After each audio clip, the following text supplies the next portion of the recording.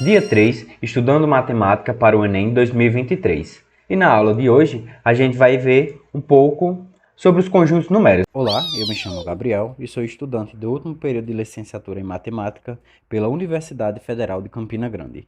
A gente vai ver as definições de números naturais, números inteiros, números racionais, números irracionais e números reais. Mas antes de dar início à aula, a gente vai resolver a questão que foi deixada para vocês resolverem. E a questão era a seguinte: em uma sala de aula, 85 alunos jogavam basquete, 75 jogavam futebol e 17 eles praticavam as duas atividades, ou seja, praticavam tanto basquete quanto futebol. E a questão perguntava quantos alunos foram pesquisados, sabendo que todos optaram pelo menos por um dos dois esportes.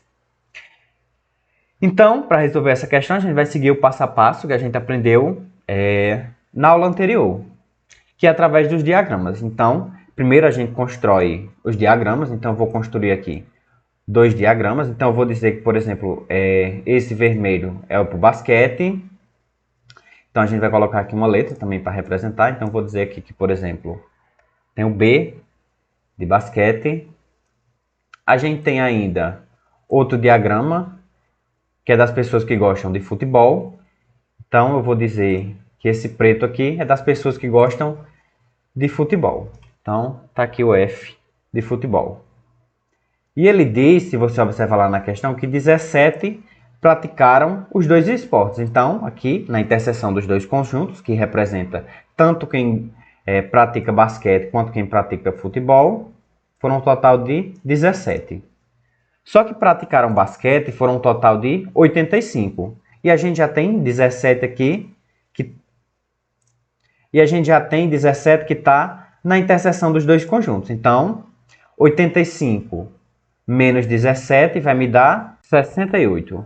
Que praticaram futebol, a gente teve o total de 75. No entanto, já tem 17 na interseção, então 75 menos 17, 58 no total. E a pergunta da questão era justamente quantos alunos foram pesquisados, sabendo-se que todos optaram pelo menos por um dos dois esportes.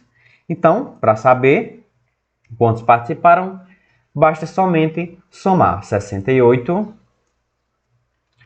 mais 58 mais 17. Somando isso aqui vai me dar um total de 143. Então, nessa turma tem um total de 143 alunos. Então, dando continuidade, agora a gente vai aprender sobre o conjunto dos números naturais. Para entender sobre o conjunto dos números naturais, a gente tem que primeiro lembrar qual foi a necessidade inicialmente de se criar os números. Então, os números eles surgiram justamente da necessidade de contar. Então, os números naturais eles estão representados por essa letra N e ele é composto por todos os números positivos. Então, começa inicialmente no 0, vai no 1, o 2, o 3, o 4, o 5, o 6 e assim sucessivamente até o infinito. Por outro lado, a gente também tem outra representação, que é os naturais sem o 0, que é os números naturais com esse asteriscozinho aqui. Então, a gente só retira o 0 e coloca os números naturais. 1, 2, 3, 4, 5, 6 e assim sucessivamente. Está aqui a representação dos números naturais na reta numérica, onde a distância de um ponto aqui a outro mede justamente 1. Agora a gente vai ver algumas propriedades dos números naturais. A primeira propriedade é que a soma de dois números naturais é um número natural. Pense em dois números naturais. Seja, por exemplo, um número A, um número natural, um número B, um número natural. A soma desses dois números vai resultar em um número C, que ainda é um número natural. Professor, eu não entendi o senhor explicando assim com essas letras. Vamos pensar em dois números naturais que a gente conhece. Por exemplo, o número 2 e o número 3. São dois números naturais. Quando eu somo 2 mais 3, me resulta em 5. E 5 ainda é um número natural. A multiplicação de dois números naturais é um número natural. Por exemplo, o 2 vezes 3 ainda é um número natural, que é 6. 3 vezes 5 ainda é um número natural, que é 15, e assim sucessivamente.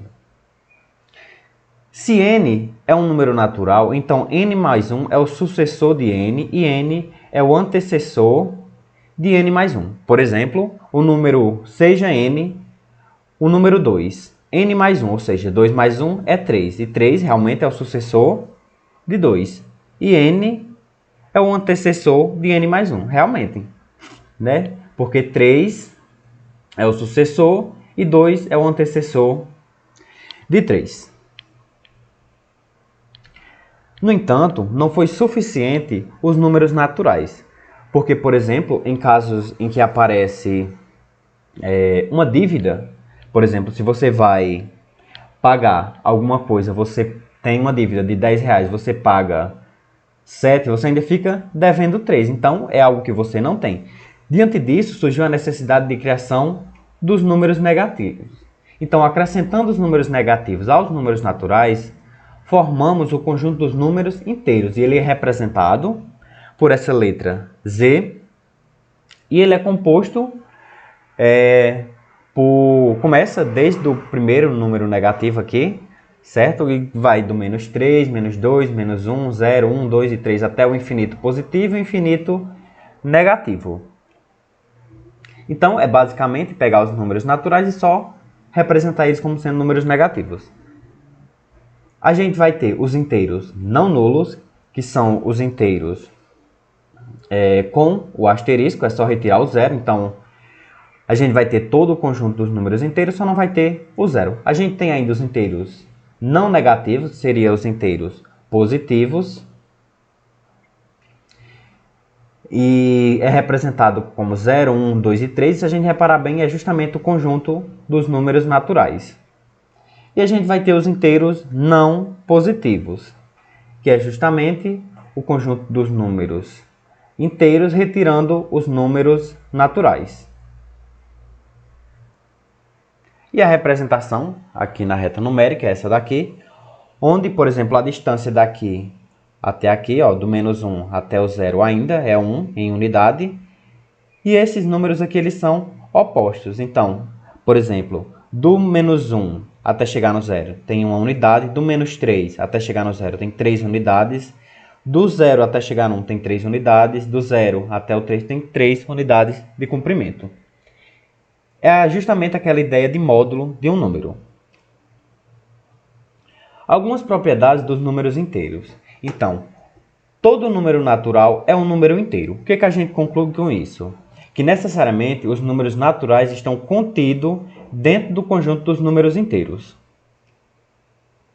Outra propriedade é que a soma ou a diferença entre dois números inteiros resulta em outro número inteiro. Então, por exemplo, agora faz sentido em fazer a diferença, porque antes, se eu tivesse 2 menos 3, vai dar menos 1, e não está presente no conjunto dos números naturais. Apesar de que, por exemplo, quando a gente está nos números naturais, a gente nem fazia sentido existir menos 3. Então, a soma e a diferença agora não importa, ainda vai continuar sendo um número natural. Mas também agrega outra propriedade, que é a propriedade de multiplicação, ou seja, do produto. Então, o produto entre dois números inteiros ainda é um número inteiro. Se você quiser pensar em um exemplo, você pode pensar como, por exemplo, menos 2 e menos 3. Menos 2 vezes menos 3 vai dar 6, positivo, certo? E 6 ainda é um número inteiro. Agora a gente vai ver o conjunto dos números racionais. O surgimento dos números racionais ele está associado à necessidade de realizar e expressar medições. Então, por exemplo, a gente, quando se pergunta a altura sua, por exemplo, você vai dizer, professor, eu tenho 1,75 m, eu tenho 1,76 m, 1,52 m, certo? E esses números são justamente números que estão quebrados. Não é possível representar na reta numérica esses números. Por exemplo, eu não consigo representar aqui, no intervalo de 1 e 2, o número 1,72. Ele vai estar um número aqui que não vai pertencer a esse conjunto dos números inteiros. Então, justamente por essa necessidade, teve que se criar esse conjunto, que é o conjunto dos números racionais. Então, ele é formado por todos os números que podem ser escritos na forma da razão A sobre B, ou seja, A dividido por B, em que A ele pertence ao conjunto dos números inteiros e B pertence ao conjunto dos números inteiros não nulos, porque B necessariamente nunca pode ser zero, senão a gente chega em uma determinação.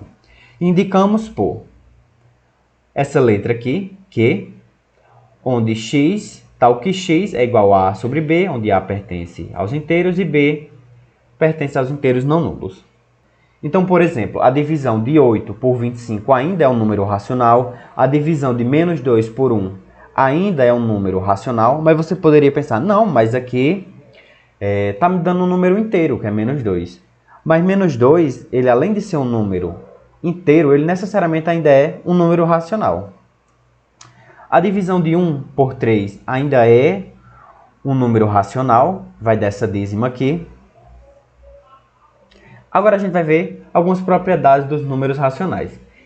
Então, todo número natural e todo número inteiro é um número racional. Então, aqui a gente tem justamente aquela parte de contenção. Então, os naturais está contido nos números. Os naturais está contido nos números inteiros. Os inteiros está contido nos números racionais. A gente vai ver isso mais no final da aula. Essa representação por meio de diagramas e talvez fique melhor a compreensão. Então, a gente tem que a soma ou a diferença entre números racionais resulta em outro número racional. A gente tem ainda que o produto de dois números racionais é um número racional. E a gente tem que o quociente de dois números racionais, sendo o divisor diferente de zero, ou seja, aquela parte de baixo, é um número racional.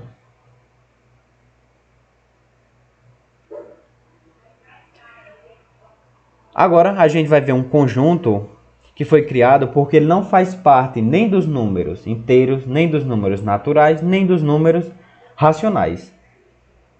E a gente vai descrever esse conjunto através de um exemplo. Então, por exemplo, a medida da diagonal D de um quadrado de lado 1. Então, a gente vai imaginar um quadrado de lado 1. Então, todas as dimensões dele têm 1 e 1.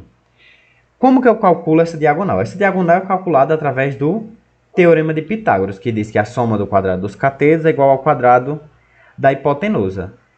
Se eu somar esses dois, ou seja, será o quadrado de 1 que é 1, o quadrado de 1 que é 1, então vai dar 1 mais 1 que é 2. D ao quadrado vai ser igual a 2, então D é igual a raiz quadrada de 2. Só que a raiz quadrada de 2 é expressa por esse número aqui. E é um número cuja representação decimal tem infinitas casas não periódicas depois da vírgula. E não há um período certo dele, ó. Tá vendo que ele vai mudando, mudando e nunca segue um período. Então, diante disso, a gente teve que ser criado, no caso, então, o conjunto dos números irracionais.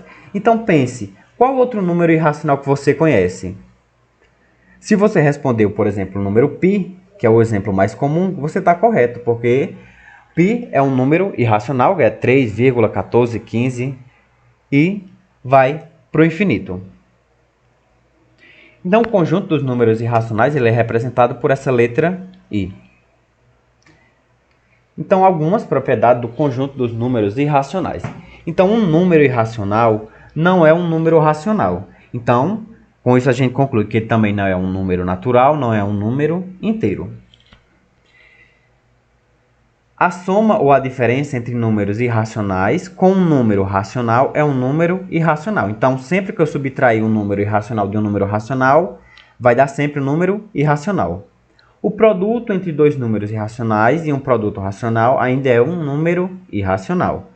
O quociente, ou seja, a divisão entre um número irracional e um número racional, diferente de zero, esse racional, é um número irracional. Por fim, a gente chega no conjunto dos números reais. E o que é o conjunto dos números reais? O conjunto dos números reais é justamente o conjunto constituído por todos os números, seja irracional ou seja racional. E ele é representado por essa letra R. Então, a gente está aqui vendo esse conjunto. Aqui já a gente tem o conjunto dos números naturais, o conjunto dos números inteiros, o conjunto dos números racionais. E aqui, está no caso, em vez de representar por i, é r menos q, ou seja, o conjunto dos números reais menos o que está aqui presente no conjunto dos números reais, que vai dar justamente o conjunto dos números irracionais. Essa é uma das formas de representar por meio de diagramas. Na reta numérica, a gente vai ter, ela é composta justamente por qualquer número, então eu tenho aqui menos 3 sobre 2, que é um número racional, é um número real, menos 1 é um número inteiro, 0 é um número natural, raiz de 2 vai vir a ser o r menos q, que é um número irracional, π também é um número irracional, e assim sucessivamente. Então aqui a gente tem a parte de inclusão. Então, os naturais, eles estão contidos nos números inteiros, que estão contidos nos números racionais, que estão contidos dentro dos números reais. Então, nessa relação, a gente tem por meio de diagramas, esse diagrama talvez fique mais legal de visualizar, essa relação aqui. Note que, por exemplo, os irracionais ele não está presente aqui, ó. Ele está presente somente no conjunto dos números reais. Teve que se criar outra categoria só para ser representado esses números. Então, está aqui a relação de contenção. Então, os naturais contidos nos inteiros, contidos nos racionais, que está contido dentro dos números reais. E os irracionais, por sua vez, só está contido dentro dos números reais. E, por fim, a gente finaliza essa aula. Então, quem curtiu, quem ficou até aqui, se inscreva no canal, deixa o like e compartilhe aí com os colegas para incentivar a continuar trazendo essa playlist de estudos para o Enem.